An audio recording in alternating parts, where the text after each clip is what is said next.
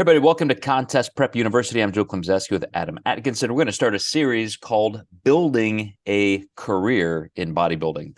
And I think obviously you could say, Adam, you and I have done that, but it doesn't necessarily look the same for everybody. And let's start with where we literally began, which as competitors, we probably had similar goals in seeing the culture of bodybuilding, having some physical goals, and then we decided, hey, we want to do something.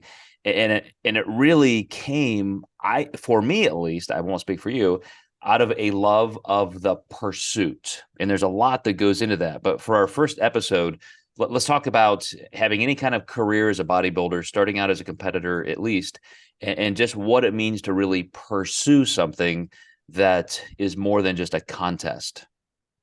Yeah, absolutely. What really brought me into it too was just making people better. So you can go so many different places with bodybuilding as a career. Eric Helms has primarily gotten into just research and has wound up having a career with funding his education and giving back to the bodybuilding community as one of the top researchers, which is super cool. Phil Campbell, kind of the same thing.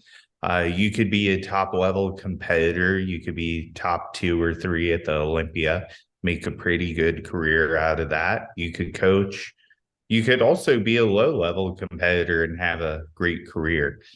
It really sometimes depends on who you align with. Maybe you get some great sponsors out of competing. Maybe your message is what you sell.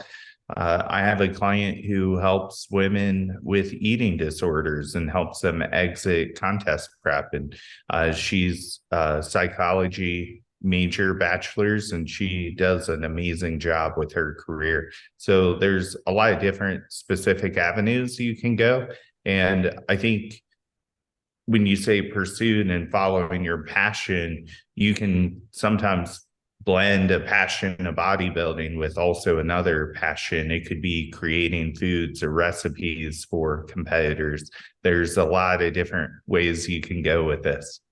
And coming back to just where most of us begin, I think of the fact that I've been doing this now for 30 years. And so I have competitors that 20, 25, 30 years ago, I helped them win a pro card.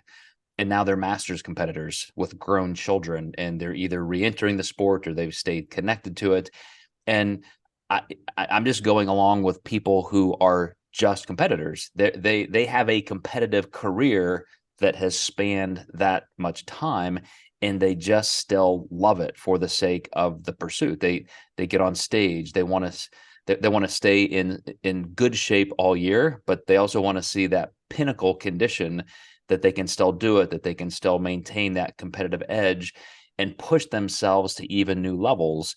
And I think that's a big part. We're going to talk about that in episode 2. But I think in terms of pursuit, and I've just done this really long series in our Flexible Dieting Institute research reviews on dopamine, and it's a very big buzzword to talk about the fact that pursuit is the whole game, not the actual accomplishment or prize.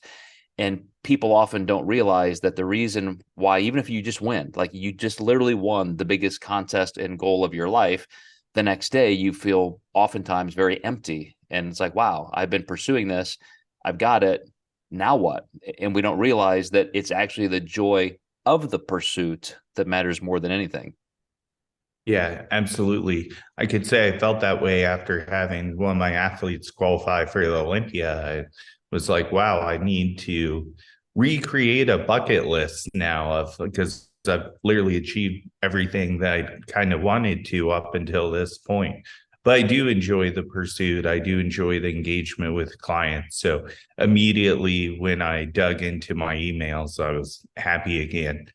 Mm-hmm. And I would say for those listening, as we get deeper into the series, you keep that in mind wherever you are, that if you want this long arc of enjoyment through a career. I started lifting weights when I was 11, and I mean aggressively. I had a game plan. I have never had an unintentional week off since, in 40 plus years. And I still love it just as much as when I was 11 years old.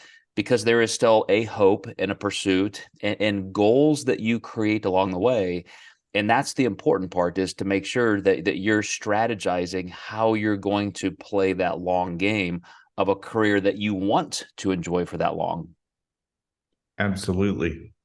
All right, guys, well, hang in there. We're going to see you in episode 2, and we're going to break down exactly what you can make of this career in bodybuilding. See you next time in Contest Prep University.